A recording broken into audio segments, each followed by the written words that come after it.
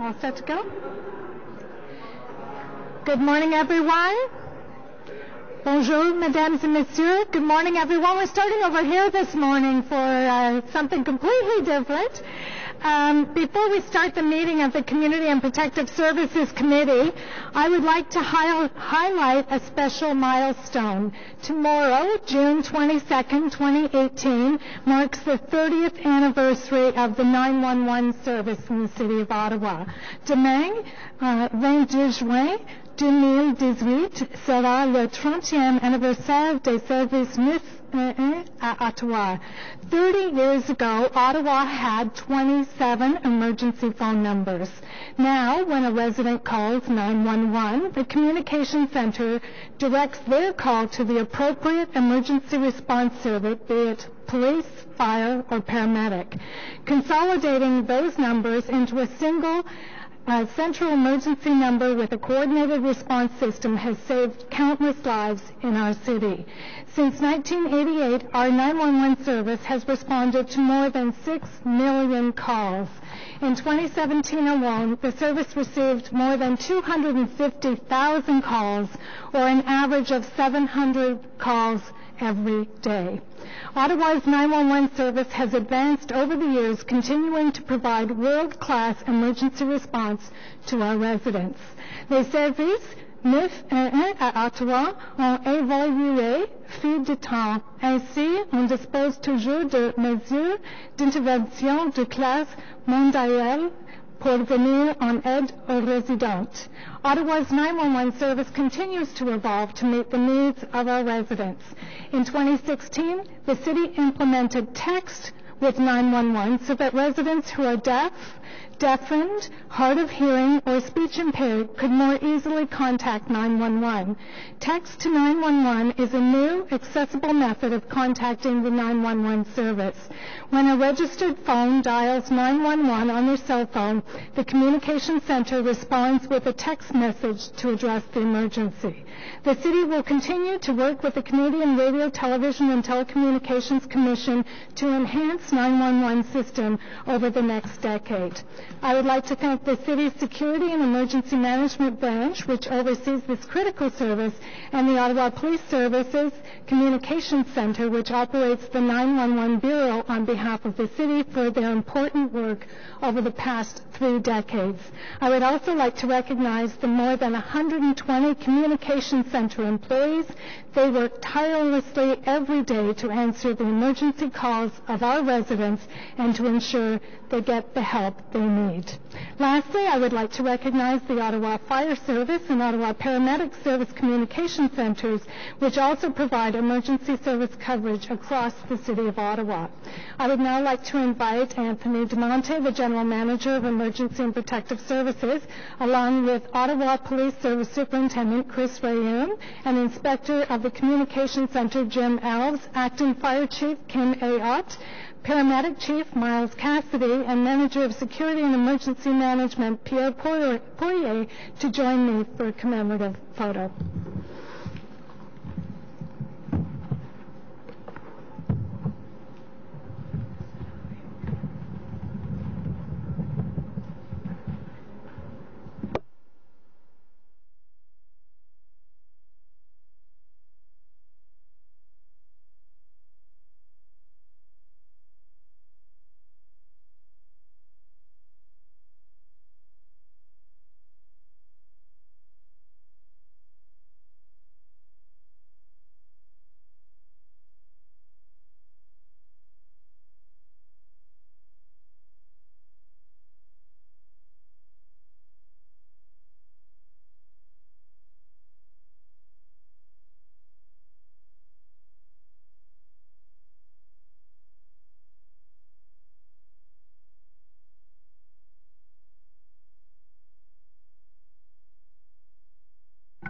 Okay, good morning again, everyone, and welcome to the Community and Protective Services Committee for this first day of summer.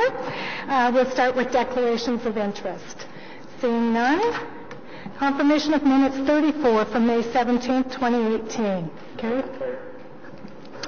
Item number 1, presentation, Ottawa Art Gallery, expansion and arts court redevelopment. There is a presentation, so we're going to hold that item and return to it. Item number 2, crime prevention, Ottawa annual action report 2017. Nancy Worsfeld is here to answer questions if there are any. Are there any? Yes, so we'll hold that item and return to it. Item number 3, commemorative naming proposal, Don Boudria Park. Carried?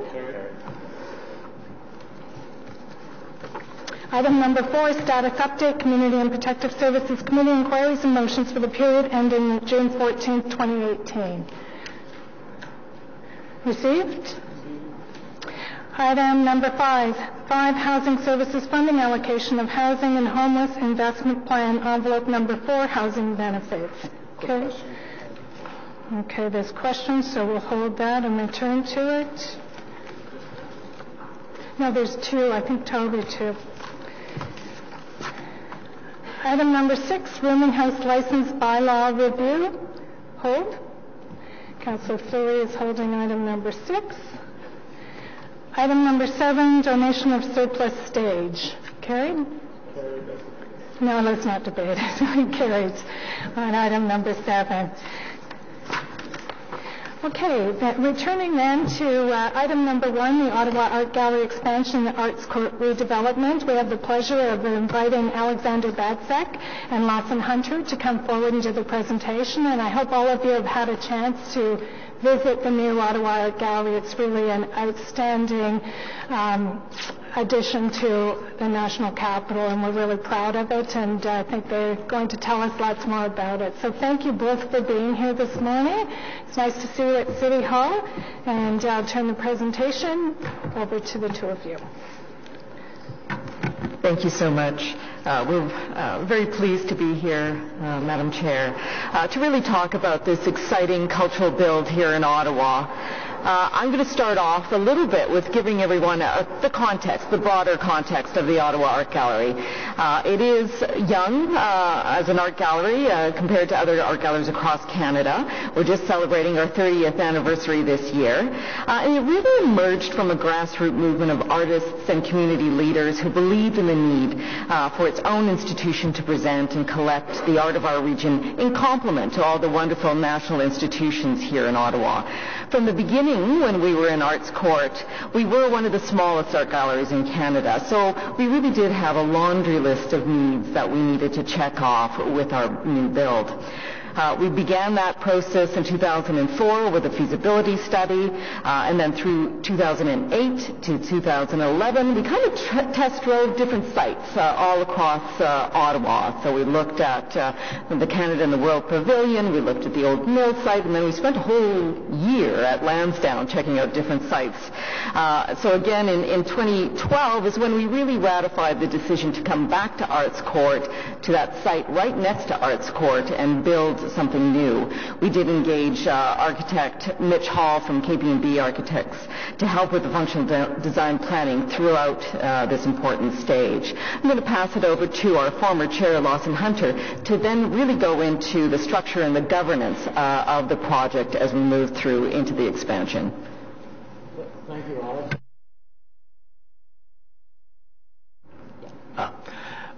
Thank you, Alex, for that introduction, and thank you, Councillor Deans, for the invitation to this committee. I'm just going to very quickly talk about the governance model that we put in place for this project and how successful I think it was as a model, and I hope the city will use it in other projects going forward. I think, in fact, you are using it on the library project as well. So I want to start by saying how excellent I thought our relationship was with the city throughout this, by and large. If we have time for questions, there are always room for some improvement, but generally I think it was a very, very successful project. I think the city deserves to be congratulated for the discipline they showed on the financial side of this all the way through. That had its anxieties for us from time to time, but that generally it worked very, very well. One of the things that I've said before, which I think was very important in the governance of this project, was the governance structure we put in place with the city, which basically treated us as partners in this project. We weren't simply stakeholders. We obviously had our own interests, as did the other tenants at Arts Court. And so we put a committee structure in place where a senior committee met quarterly. On a monthly basis, we were meeting with the more operational team. That committee structure was carried on throughout, and here's some examples of those meetings with the city's project management team, us and the architects and others. That structure allowed us to coordinate activities, respond to things that were happening on social media if they were. And by the way, I should say we always ask sort of what are we picking up in the community? Are there concerns or complaints? And by and large, there were very, very few. It also was a method for us. It was a rather transparent process for us. Obviously, we weren't involved in all the legal shenanigans in drafting the contracts, etc., but other than the one we had ourselves with the city. But it was a way in which we had greater transparency, had an opportunity to ask questions. It was a way where we could resolve issues and obviously try to keep track of timing as the project went forward. So overall, I just want to say I thought the committee structure, which we were involved in with the city in putting together, worked very, very well. This is the first 3P project for a visual arts institution in the country, and I think you should be very proud of the result. There were very few issues, and obviously at the end, if you have questions, we'd be delighted to try to answer them. Thank you. Lawson is being modest, but I do want to point out that the Ottawa Art Gallery, under his leadership, launched one of the largest campaigns for a local arts institution, the Art Now campaign. We had a goal of 2.5, it went to 3.5, and then we did raise 5.3 million in the end under his and the community's great support and leadership and belief in the need to build the Ottawa Art Gallery. So I'm going to move right on to growing the institution, because of course, yes, we were building a building, but we were also growing the art gallery too. So we were moving from essentially 10,000 square feet in Arts Court to a radically new space, 55,000 square feet in a new building. So the OAG did develop a 5-year business plan. It was vetted by an independent assessor that the city appointed, and that really articulated our growth plan. We were able to embed $400,000 increase to base by the city in our 2020 action plan for arts, heritage, and culture, and I think that was a very important moment. And then the OEG board and staff really implemented a process of incremental growth based on our traditional base budget. And that was a process that really helped us year by year to slowly grow the institution, add staff, add revenue, add expenditure, so that by the time we came into the new building in 2018, we had the staff complement that we needed, and it wasn't sort of a major risk proposition for us. And I would say that the work that we did with the city on that growth plan was very, very important. So we did move over the last 5 years from 7 full-time equivalent staff to 21. And we also went from essentially a $1 million budget to double. So we have a $2 million budget. And that does not include security, maintenance, building life cycle, which of course is a city cost. So you just saw a quick little time-lapse video played of the building project. We did break ground in 2015 while we continued to work with the project team on the detailed design. And given the expert knowledge of the OAG staff, we were certainly heavily involved in the design process as well as the construction process. We engaged the Canadian Conservation Institute throughout this phase because eventually they are the body that will designate us as a Category A museum, and that's very important because that allows us to hold as well as to borrow works that have been deemed culturally significant to Canada. So that was very important. In fact, that was a very new process for CCI, the Canadian Conservation Institute. They had never been with a museum from the very beginning to the very end. And in fact, they developed a museum checklist, which they had never had before, so that new galleries moving forward with construction will have this sort of base document that they can take throughout the design process and advocate for the specialized needs that a museum has. We will say that it was an ambitious project.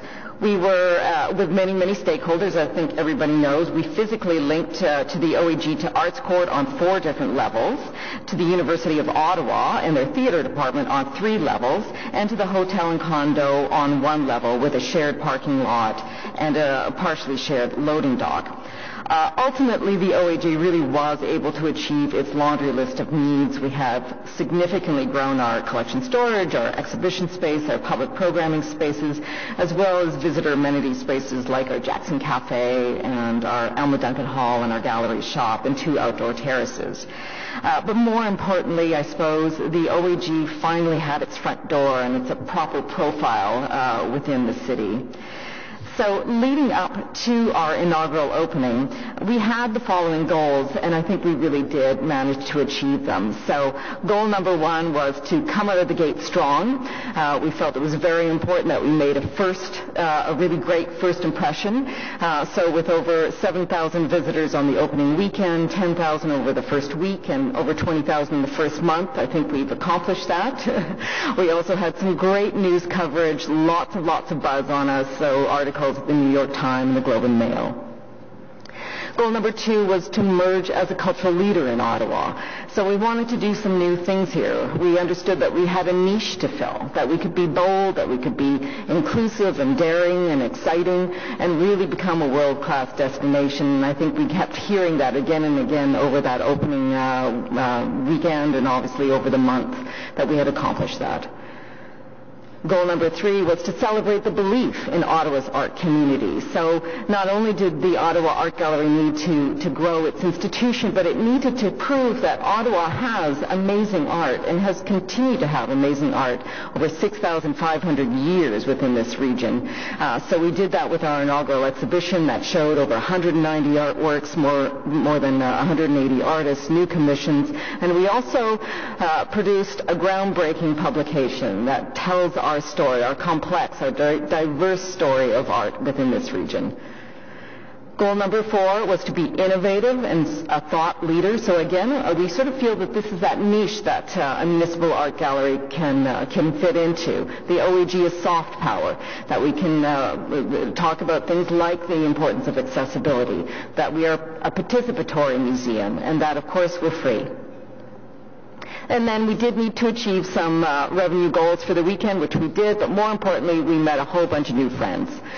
So I'm going to leave us on a little bit of a video that was about our opening weekend, really to just showcase, just the excitement that was in the air for growing the OAG.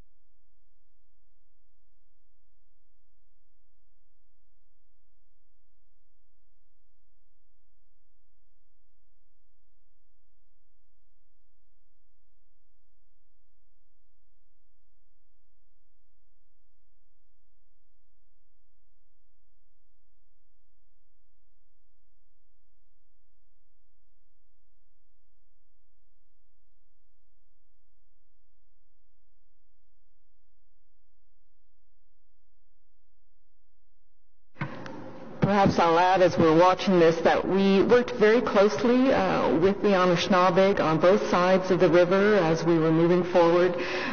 So not only did they help us with our inaugural exhibition, and in fact they picked one of the main titles for it, but we also created in concert with them a declaration of territory that is in our main lobby.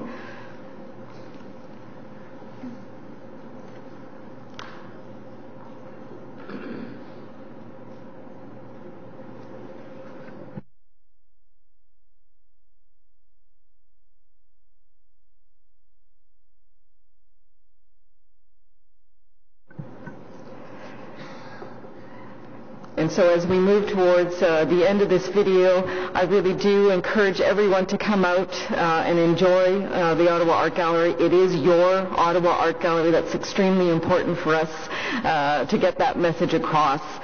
It was built so that it is a place where you can come and enjoy and commune with the art of your region. So thank you very much for having us today. And it's free, as the mayor keeps saying.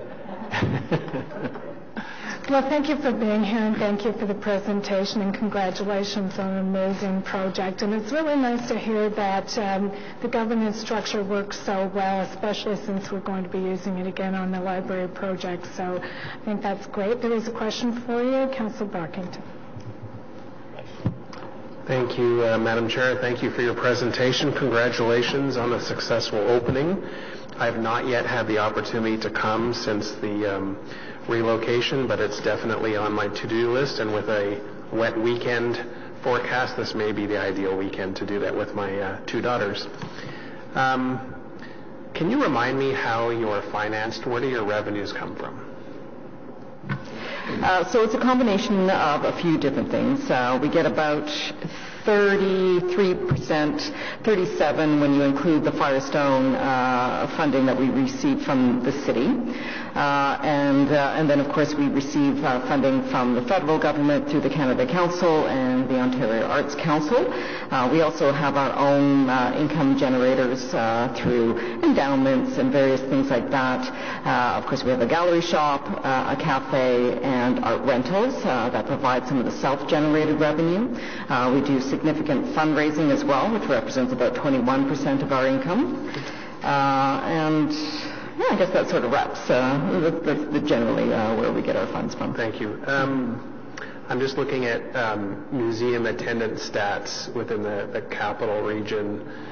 They're not last year's, but a few years ago. They're pretty solid. The Museum of History has over 1 million visitors, and the other War Museum, Museum of Nature have about half of that.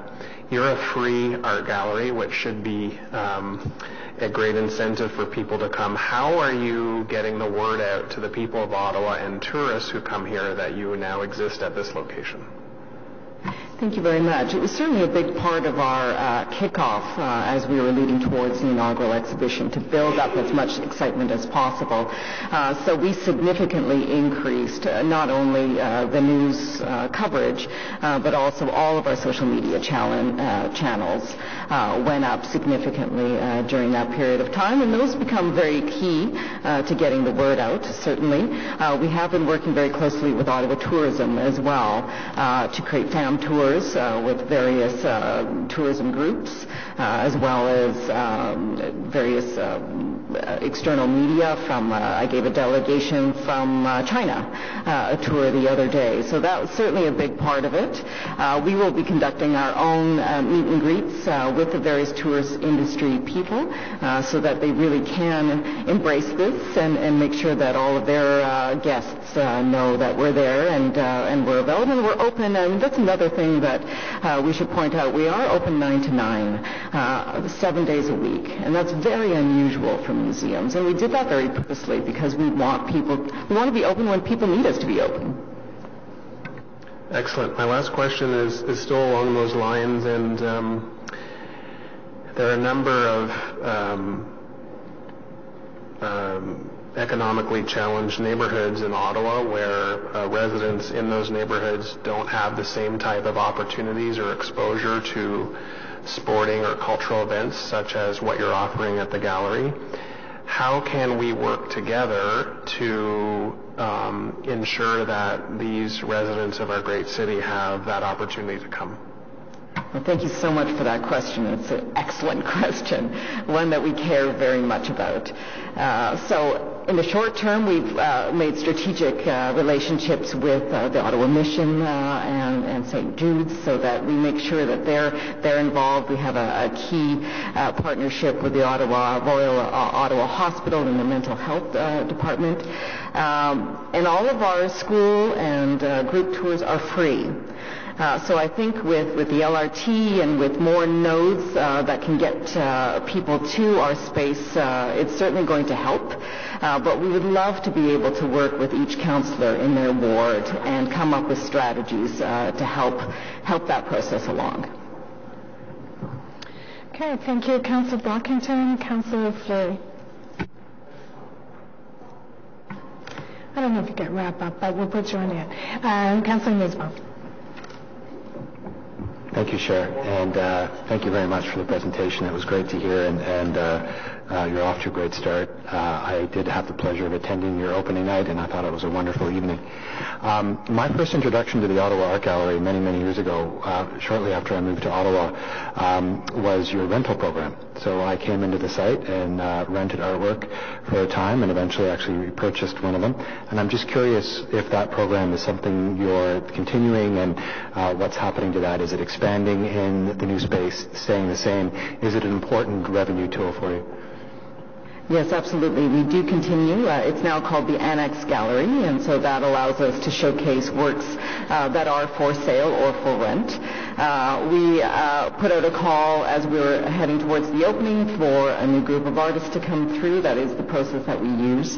And the artwork is being stored on location, and then we are using digital tools more and more to be able to showcase that inventory. We worked with Shopify as the platform to be able to deliver that online. But of course, on site, we always have our wonderful attendants to showcase the works that we do have in that inventory. So yes, we still rely on it. It's still an important part of our revenue generating, but also it's a great way to introduce new artists to new collectors. Agreed. Yeah, and then my final comment, I guess, is just that I think your policy and your approach of keeping admission free is so important, and I hope that serves as a model to other museums and galleries across the city and country, because in terms of your goals of equity and accessibility and creating a love of art throughout the population, I think it's an excellent approach. So thank you for the great work you did, and good luck moving ahead. Thank you. Thank you, Councillor Newsman. Councillor Egli. Yeah, again, mine is more of a comment. As the parent of a visual artist, I want to say thank you, and as a counselor, I want to say thank you, because I think what this does for the work that your team has done, I think what this says to the arts community, all the working artists out there, it says you are part of the city. And you are part of city building, more importantly, because I think what you've done in conjunction with city staff is you've created a real hub. It's you've got the connections to the university and to the mission and to the hotel and to the condo, and you're on the LRT, and so you've created a real hub there. And so I think this is just the beginning. I think it's only going to get bigger and better. The shows are going to get more exciting. And one of the things that I really enjoyed seeing when I went to the opening, and this sort of builds on one of the earlier comments made by the councillors, is how many people, and I represent a suburban ward, how many people from my ward were out at the event, and not just visiting, but were part of it. Your drummer during the dance sequence was from my ward, and it was great to see him out there and doing that, and the sense that I got from the project was it's very much about the city. It's not about the core, it's not about downtown, it's accessible to everybody and it's open to everyone, and I'm really excited to hear about wanting to work with individual councillors to continue that outreach throughout the whole city. So again, thank you very much to the whole team. Thank you very much, Councillor Egli. Councillor Fleury. If you're listening on the system, you probably heard big winds. It's Councillor Egli didn't take a deep breath. It was the snowbirds that flew over the memorial cenotaph on Oregon Street. A couple of things. Obviously, I'm very fortunate that the Ottawa Art Gallery and Arts Court renovations of the spaces in my area. Certainly has been a pleasure to work with both Alex and Lawson over the many years now. It's exciting. I'm pleased to see that there's over 22,000 visitors that came the first month. I really hope that we can keep that up and incentivize folks in all of our communities. As councillors, you go into the barbecue summers and obviously a busy fall, but ahead of that you might have your last newsletter, one of. Please make sure to make reference, as there are local artists across the city that are in your ward, and it is a free space. There's also, as a young parent, there is daycare, I think, on Thursday evening. Wednesday. So that's another unique thing. And I was on the site over Father's Day weekend, and there was yoga. So, there's something for everyone at that location. It's very accessible. It'll be a 2-minute walk away from the future light rail station when it opens later in the fall. And for us, it's extraordinary. And one of our challenges, and I think Councillor Aguilar touched on it, and Lawson and Alex posed that challenge to me, is really to work with each councillors and identifying artists in their community, which they know about, which we can feature, do special features at the Ottawa Art Gallery, and bring Stittsville residents into the gallery with the artists from Stittsville and having that opportunity. So we'll work towards that initiative to expand the connection with various parts of the city. Okay, well, I think you can see we're all very excited about the Ottawa Art Gallery, and I think it poses great opportunity for this community for the future, and I think it's in very good hands. And Lawson, we're sorry to see you leave the board, but we have no doubt that you have another project up your sleeve, and I'm sure we're going to hear about it very soon. So thank you both for being here this morning. I know you do. So thank you both for being here. So received on the item? Okay, item number 2, Crime Prevention Ottawa Annual Action Report. Who had that? Councillor Barkington. You want to go straight into questions? Okay.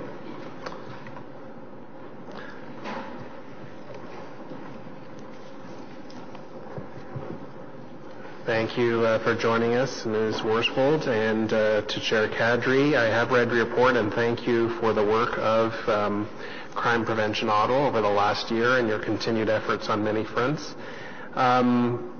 As you know, first of all, I want to thank you as well for coming out to you and your team coming out to various River Ward events over the last year.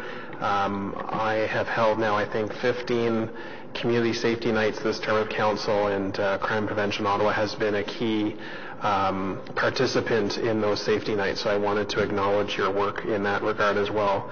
My question is based on the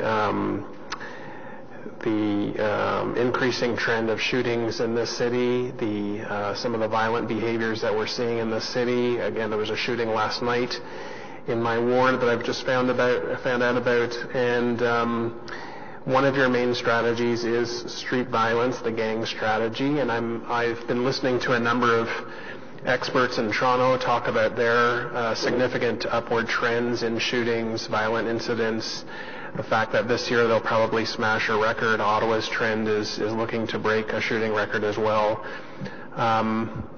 Is the current strategy working? Are there new initiatives that the CPO is looking at that could be part of our budget discussion early next year? What are your thoughts on what other ways the city can be looking at in particular gang violence, but shootings as well? Thank you, Councillor, for the chair, and I would take the opportunity to thank our volunteer ambassadors who've been very present at your meetings, as well as members of CPO staff. We are acutely aware of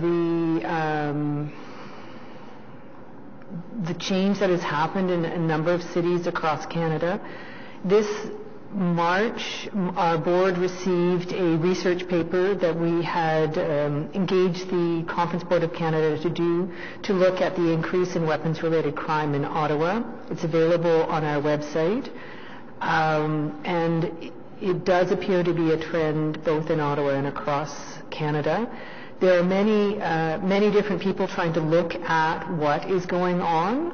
And when you may recall that we presented the evaluation of the first iteration of the street violence and gang strategy to this committee in October of 2016. At that time, we could show improvements with regards to individuals, with regards to the individual programs that they were involved in. But the overall trend is difficult. So we did, as noted in our report this year, we did an extensive public consultation through 2017 and released, presented to our board, which approved in October, the renewed street violence and gang strategy, which is also available on our website.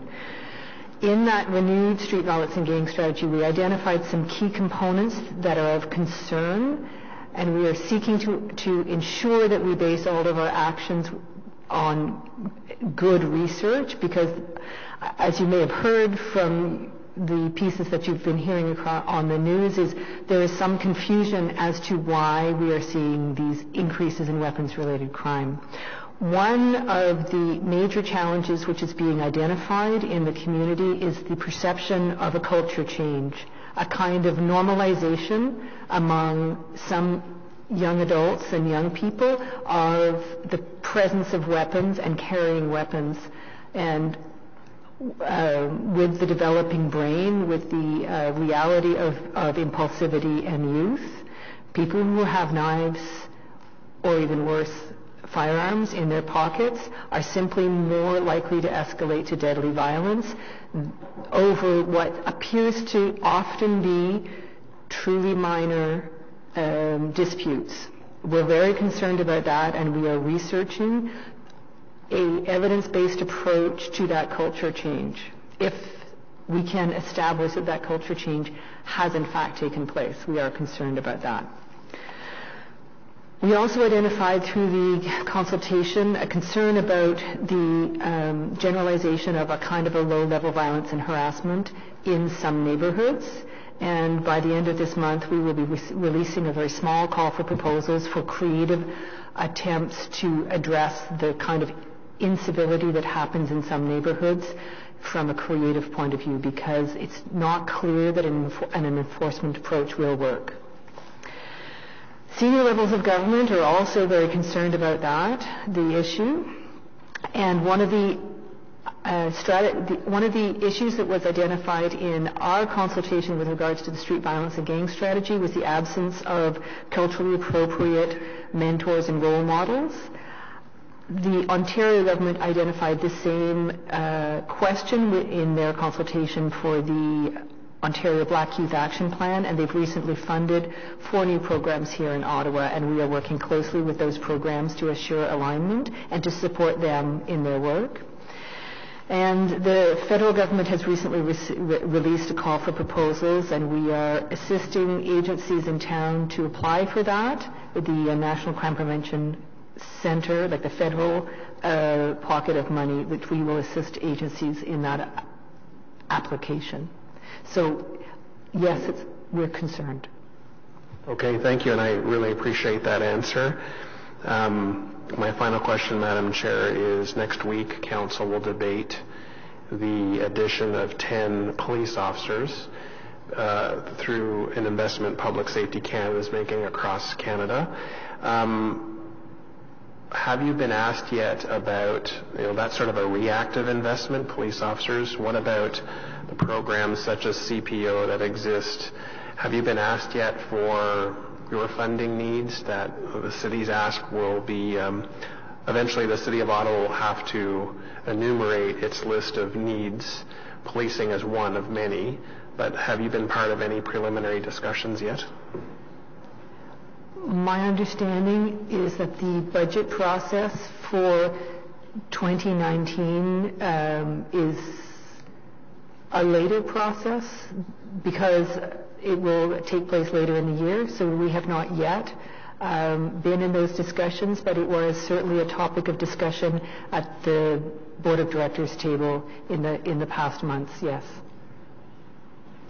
So if I can just add a couple of things to your question, Councillor Brockington. First of all, thank you for the question. In terms of your last question about the participation in that funding that is coming down the pipe, we have not been approached properly, officially as of yet, although we do work with the OPS on a regular basis, and they themselves also have a CPO program within their own organization that they work with us on.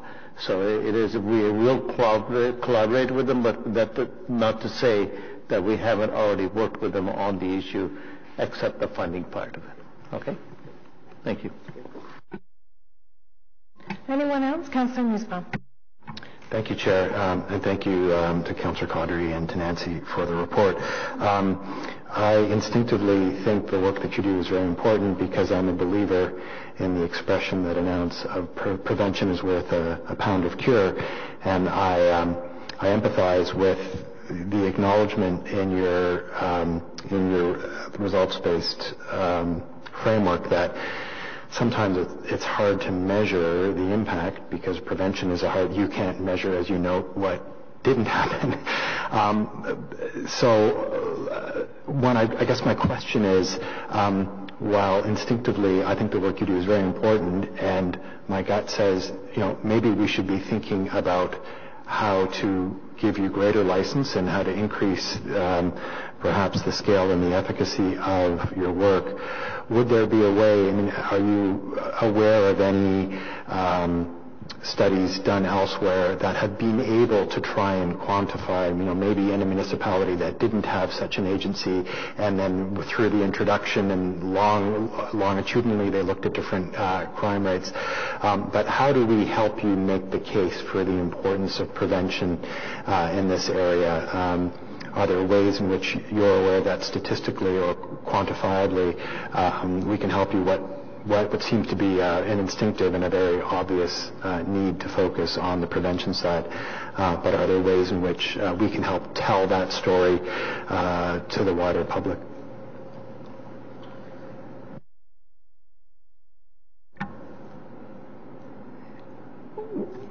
We've used a results-based accountability framework because we are constantly attempting to roll together many different projects and different streams of work, because we do work on the gender-based violence, on neighborhoods, and on youth-associated crime. In any one of those projects, I can demonstrate specific results, but if you're looking for an overall, I have not seen that done with regards to a broad-based strategy. I think that there are, in the academic literature, they'll talk about different approaches of whole countries. And how a whole country does better on some things than others. Again, because this is an issue which is the responsibility of multiple levels of government. But I would be very happy to talk further about how to do that better. Yeah, and the reason I'm asking, I'm very much in the same mind frame as Councillor Brockington, anticipating a discussion at Council next week. What I'm starting to think about is if you take the spectrum, if you think about this as a very important upstream intervention, how do we start to think about and quantify how additional investments in crime prevention are best managed? What is the right ratio of upstream and downstream interventions? And I think that's a very critical question, not just for next week, but broadly speaking. Yes. And what I'm doing is I'm trying to figure out if there are certain pieces of research or evidence that would help me in knowing how I'm going to approach this issue next week, and again, broadly speaking. I believe Councillor Caudry wishes. I'll just add to what Nancy has already responded to Councillor Nussbaum. The issue, or not the issue, but the item that we deal with on a daily basis is that fluidity in terms of the criminal programs, or not program, but criminal activity in the city. For example, as Nancy mentioned earlier in response to Councillor Brockington, about today's youth or today's population is very easily accessing the tools that they need to to commit the crime, i.e. knives or firearm. So that fluidity in terms of their process is what makes our task of prevention a little bit more difficult. And I know that's not your question. The question is, how do you help us in terms of research-based thinking to see where we can go with that. And we do work with our partners not only in the city, but also across the province that have experience in those kind of situations and see what they're doing differently than what we are doing currently. The other thing is for us is to get them, as you mentioned, we get our message out, which we try to do on a weekly basis. We share more information with the councillors sitting on the table to say, look, here's what the crime prevention is doing. And what we need you ladies and gentlemen to do is to forward that information to your residents and say that there is an office or a department like Crime Prevention Ottawa that can help the community. And that is our mandate, to go out to those neighborhoods and to those communities, especially vulnerable areas in the city, to make sure that our message is getting out there. And, with the Councillor Tierney's ward, with the crisis a year ago with Jasmine Crescent, the incident happened. People, walk away from the incident thinking, it's terrible and so on and so forth. For us, it's important to bring them back out into the neighborhood and tell them what other services are available for them to rely on. And that's that messaging that's very important to get back into the community through our partners as well as through the CPO. And I would note, I absolutely welcome the openness to increased budget requests. Okay, is that it, Councillor? Councillor Egley. Thank you, Madam Chair. First of all, thank you, Nancy, and thank you, Councillor Caudry. The work you do is very important because, again, it's not all about enforcement, as we're hearing. The report has set out the good things that you've done over the last year or so. Sort of in line with what my colleagues have been asking around upcoming budget and that sort of thing. What sort of programs can we expect going into the new year?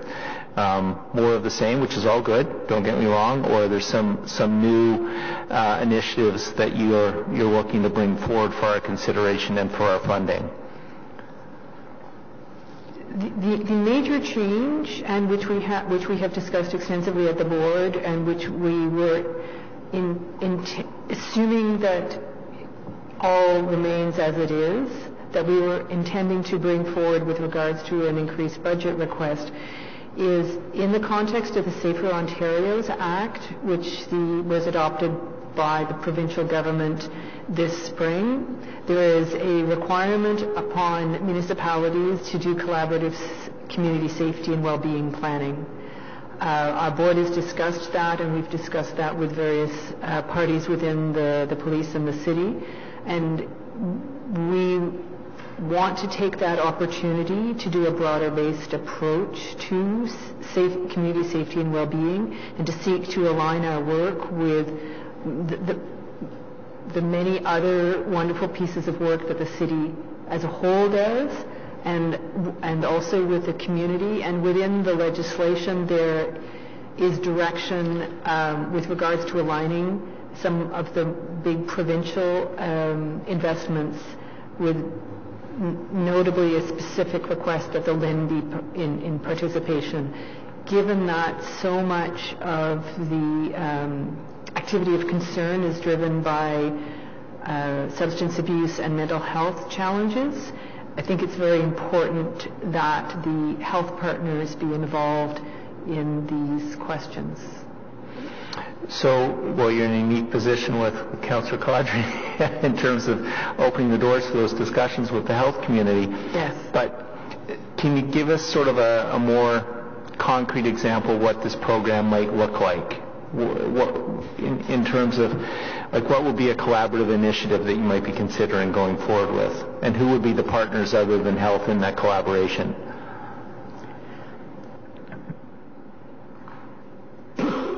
The legislation designates health, mental health, schools, child protection. Almost everybody who is designated in the legislation is already a part of the board of Crime Prevention Ottawa. The new addition, when we approach them, as is designated in the Act, is the LIN. So it's all of the partners that we have been working with, the community agencies, and the representative has been Michael Allen from the United Way, the city, police, child protection, schools, and so on. The kinds of initiatives, if we are to do a broad-based and open consultation, I'm not sure I should be identifying the end result of that at this point, but I believe I can imagine many, many interesting possibilities within that. I'm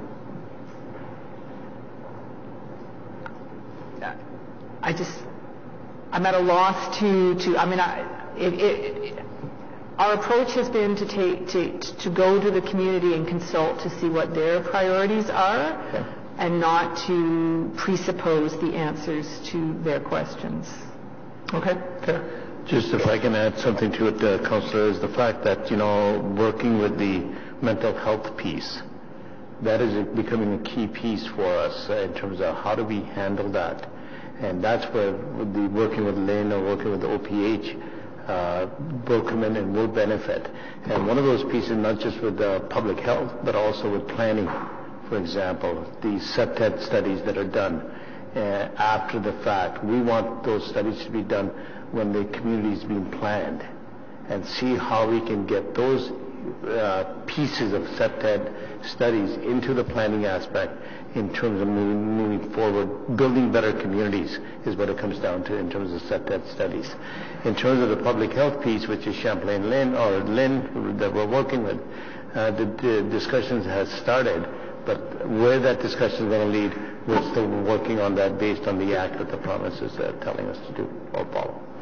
Okay. Last good question. So, in terms of the prevention enforcement discussion or balance that we've been talking about, how would you describe your relationship with the police in that regard? Do they seek out your assistance in addressing problems like Councillor Brockington's, for example, in certain of his communities, or do you go to them? Do they go to you? How does that relationship work? Well, the chief sits on our board as Ottawa Police Chief. So based on not only on that, but other partnerships that we worked with over the years with Ottawa Police, they're an active participant in our program, as well as we are in the parts of their program when they need our assistance in terms of crime prevention part of it. And are there ways you think that relationship could be enhanced? I feel that we have we have so many different partnerships with the police.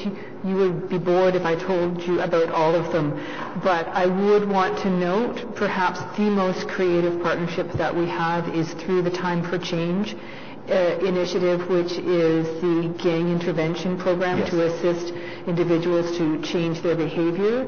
We actually have a social worker embedded part-time with the Guns and Gangs unit, which allows for immediate officer service and referrals at points in an individual's life when they are most likely to seek to change their behavior. So in their interactions with the criminal justice system, their interactions with the hospital if they are injured, and so on. We are looking at all of those opportunities and seeking to seize those moments so that we can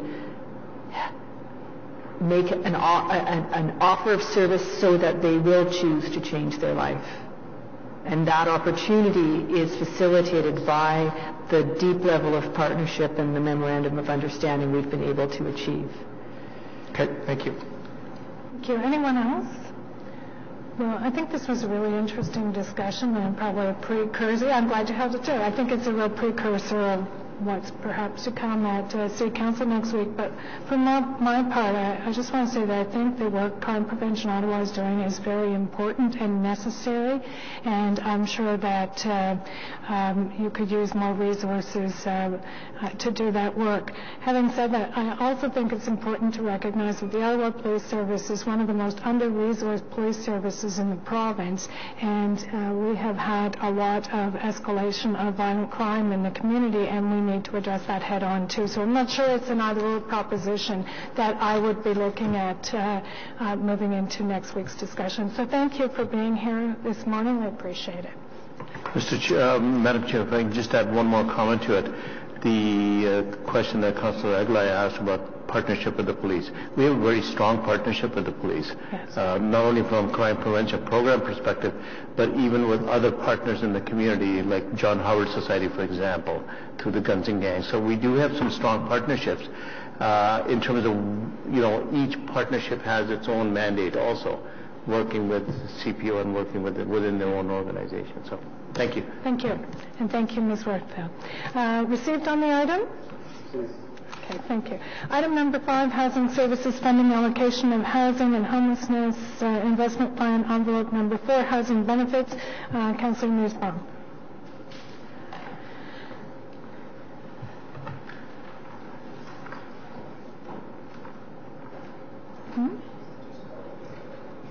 Yes, it's fine.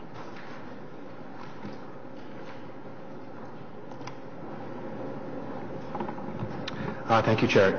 My question was related to what I think I understand to be a suggestion in the report that the envelope, one of the reasons why delegated authority is being sought is that staff believe that there needs to be flexibility in perhaps shifting funding from rent supplements to the allowance envelope, which I understand the rationale, but I guess I'm just trying to understand a little bit the impact of that. And what I was just thinking about is if you're, an average family needing a 3-bedroom apartment or home of some kind, what would the average price in Ottawa would probably be what, $1,500 or $1,600 or somewhere in there. And so the rent supplement means, well, you're not paying more than a third of your income on that, so that could end up that you're getting a fairly significant supplement, whereas the allowance would give you the $250. So I guess what I'm getting at is, wouldn't this mean that in some cases, in situations that the housing allowance, while you can sprinkle it perhaps among a wider group of recipients, doesn't provide quite the same benefit? And so how do we think through that yes, we're dealing with a shortage in apartments, but is this going to mean that more people are not going to get quite the financial help that they need, or is it a good thing that we're sprinkling those allowances more broadly? Madam Chair, in response to the councillor's question, we are having significant issues right now in securing rent supplement units to actually provide rent supplement funding to people where they're only paying 30% of their income. The market has tightened up significantly. The vacancy rate has reduced to 1.7, and it's even lower for townhomes. So we want to make sure that the money continues to flow to people and that they can, go out in the private market and try and find affordability for themselves. Our housing allowance is also a tiered housing allowance benefit, so it's $250 for the first family member and then $50 for each additional family member. So it's not just the base $250. We're continuing to reach out to our rent supplement landlords and also trying to form new partnerships so that we can provide that deeper affordability to people. But in the absence of that, we wanted to make sure that we were continuing to keep the money flowing and also continue to provide choice and portability for people.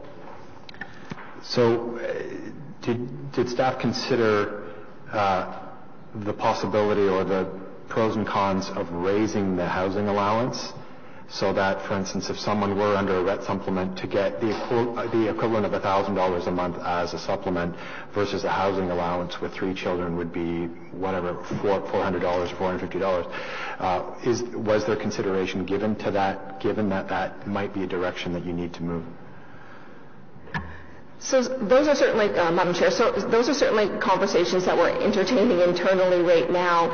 In terms of a rent supplement funding, I'll address that first. We have to use average market rents as set by CMHC, and we have to go out, actually back out to the province to ask for permission to look for rents that are above and beyond that. In terms of the housing benefit, it's the tiered benefits. We would need to come back to council with a report to ask for permission to re-look at the amount of benefit that we offer. It's something that we will look at over the course of this this coming year as we do a midpoint review of our 10-year housing and homelessness plan. But by raising the housing allowance benefit and raising the rent supplement benefit and going above and beyond the average market rent, we will ultimately help less people overall. You know, I appreciate there's absolutely that balance. It's more a question of, is it fair to say that in a majority of cases, a rent supplement is going to be more generous than a housing allowance? Madam Chair, yes, that is accurate. So there will be an impact in terms of, I mean, by virtue of you signaling that you're moving in this direction, we're moving from a situation where we'll be helping out more people, but with less of a subsidy. Is that a fair summary? That is correct. Right. So all I'm saying is that has implications, and I'm glad to hear that that's something that you'll revisit in the mid-year term because, we have to understand whether that's the right policy approach. So this is, we're going ahead doing this, but it's going to be important for us to evaluate the impact of that. Thank you. Thank you, Councillor Newsbaum. Councillor Fleury. Merci, Madame la Présidente. I think I'm okay with this change, with these changes. Could you, so in what it spoke about was since 2014 we have 3,236 units, but it doesn't speak to the amount of people. And were those intertwined, or were those, is it reflective of 1 per 1 or 1 unit per person? Madam Chair, so the 3,236 number you're referencing is the overall investment we have in rent supplements across all of our programs. Mm-hmm. This particular report is only asking permission for the municipal funding within the Housing and Homelessness Investment Plan to look at it as one envelope and not box ourselves in arbitrarily so that we can continue to keep the money flowing. So I'm good with that. I'm curious, though, because we regularly get private landlords who have rental units who come to us, and then we share that information with the branch and saying, have we done a process by which there's a formal request of expression of interest or a procurement component for private landlords? Because it does feel like we're always dealing with the same landlords and the same type of build form. So how is that done historically, and are we looking to? Madam Chair, no, we have not done a procurement process or an expression of interest to try and secure additional private market landlords. Our housing officers at the City through the Rent Supplement Program are, however, leveraging all of our industry contacts, reaching out to our current ones. We have the Housing Locator Program through the Salvation Army, which also is out there, meeting new landlords, and we're sharing that information back and forth with the Rent Supplement unit. So the vacancy rate is very tight, rents are high, and many of our landlords that we're reaching into, there's waiting lists for even 3-bedroom apartments in the city, let alone townhouse units. Yeah. Look, I recognize there's some vacancy issues, but I do think that there's landlords out there that have units, vacant ones, that aren't traditionally the ones that the department has worked with. So my question to you, Madam Chair, is how would it be best to ensure that we, I'm not, procurement is one thing. I'm just saying that we publicly put out there in an expression of interest, if someone has, unit XYZ in the price range XYZ, please be in touch with this contact at the city, and that we promote it. Because right now you have private landlords who have generally what we'll call market rent, who we could do what I often call rent supplements, the housing benefits, and they're not engaged. So we only have the same type of landlords, and there's some, in my mind, this is my perception, there's some issues relating to competitivity and the maintenance of those units over time. Maybe not in a snapshot, but over time, if we're always dealing with the same landlords who feel that they get support from the city, we're creating a different challenge. So I'd love for us to be public, be open, be transparent, and offer an opportunity for our private landlords. Madam Chair, we have great contacts with ELO, the Eastern Ontario Landlords Organization, and we could go out there to one of their next meetings and again try and recruit other landlords who may not traditionally partner with us in a rent supplement program. Okay. Is there any way we can do it? So I appreciate you're always hands-on and you go, and that's great. But from a public point of view, resident who might not have a private landlord but might have different contacts, that we use the City of Ottawa's official communication channels to inform private landlords of this opportunity and this interest to engage with the city. Madam Chair, we can certainly explore that with our own communications branch. Thank you. I think we'll just take that as a direction to staff to do that. Okay? Okay, Councillor, anything else? No. Okay, anyone else received on the report? Thank you. Item number 6, Rooming House Licensing Bylaw Review, Councillor Fleury. So I don't know if we can get staff that are overseeing the review to join us.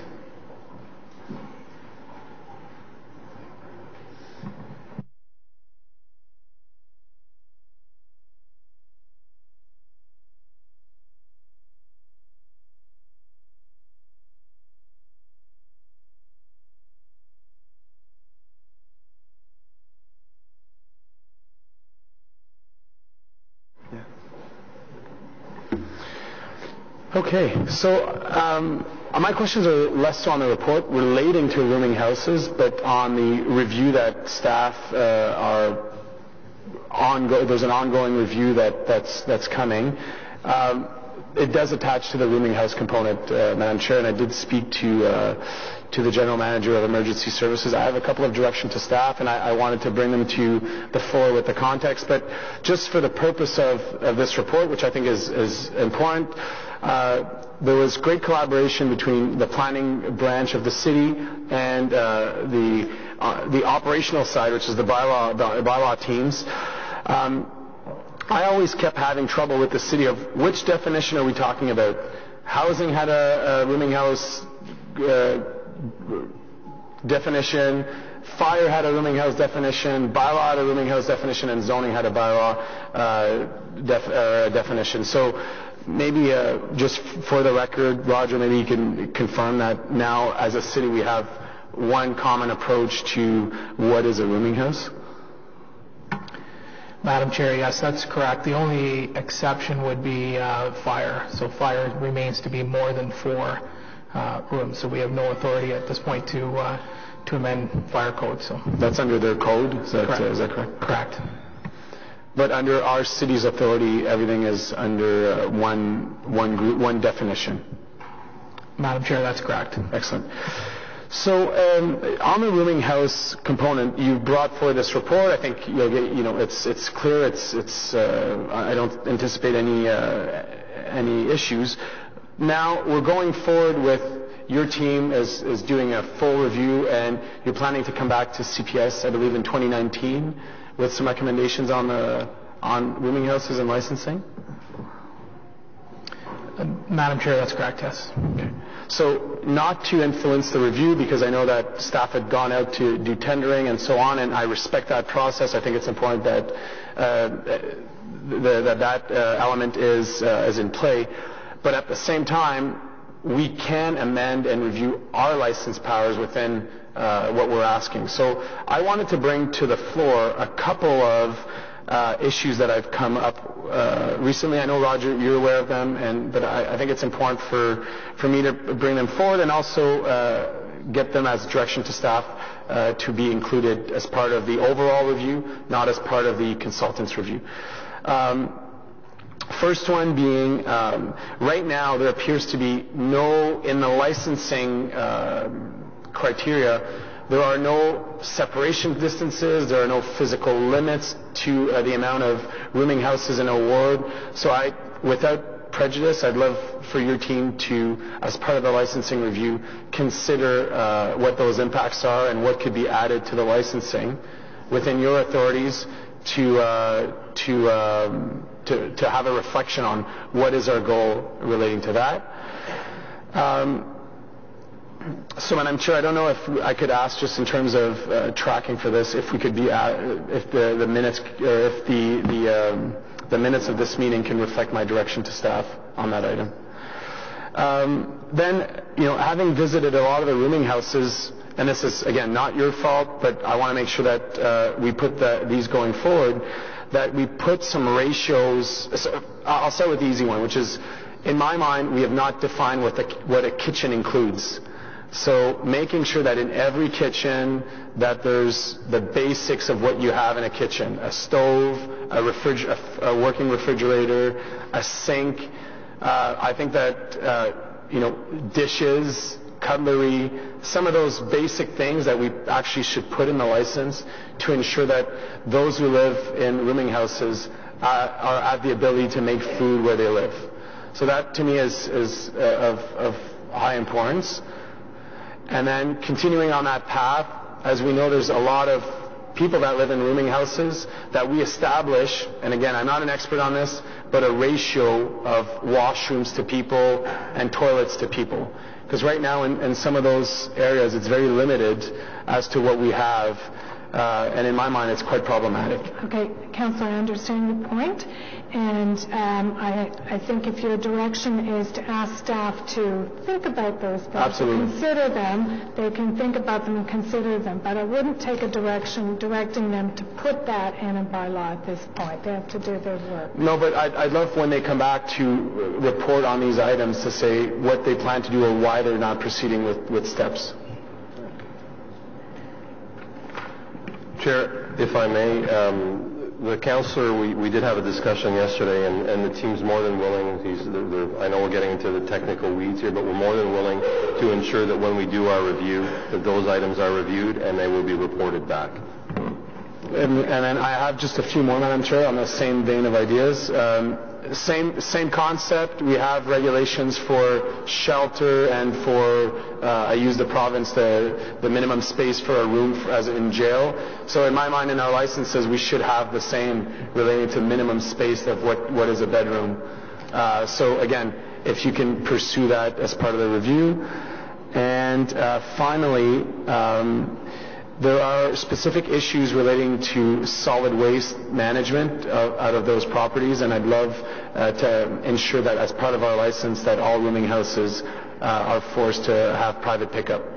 And that, in my mind, should be all packaged in the licenses. I recognize that some existing licenses would not comply with what I'm asking, but that's why, as part of the review, if you can consider the limitations or the effectiveness or and I'd be glad to meet with you at your convenience. We've gone and visited rooming house, so you know that I'm privy to some of the feedback from the tenants relating to those matters, and there's been a lot of work, especially in Centertown, in Councillor McKenney's ward, with staff on a lot of the rooming houses, and some of these are part of the recommendation. So I wanted to bring them to the floor of committee so that staff actually appropriately review it as part of the licensing process. And I think that sort of summarizes my range of interest as part of the licensing review. Thank you, Councillor. Councillor Fleury. Councillor Schwelly. Thank you, Madam Chair. I just, for the benefit of anybody who may be listening to this either at home or on recording in the future, just wanted to get on the record that the issues that concern our ward, like Airbnb and like room rental within residences, are addressed properly in the go forward on this report, because staff have incorporated a harmonized set of definitions, harmonized with the newly passed R4 report. And so that is going to, by definition with this, the previous R4 report and what comes forward from consultants a little bit later on is going to form a new ability to enforce our law and to keep our laws very clear. So I just want to make sure people understand that that's in this report. Okay, thank you, Councillor Schwelling. Anyone else? So carried on the report? Carried. With the directions. Okay, notices of motion for consideration of subsequent meetings. Seeing none, inquiries? Adjourned.